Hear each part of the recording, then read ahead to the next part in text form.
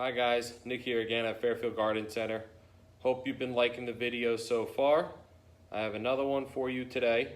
This one is unboxing a Tidal Wave 3900 gallon per hour pump. Let's get started. This is the 3900 gallon per hour Tidal Wave pump made by Atlantic. One of the better direct drive pumps to power your waterfall. Open the box, another tab here in the front you pull out. Flip open the top. You'll have two other flaps that you have to open. You got the directions. You have your 2-inch hose fitting. The easiest way to get this out of the box, take this white cardboard piece out. Put your feet on other sides of the box.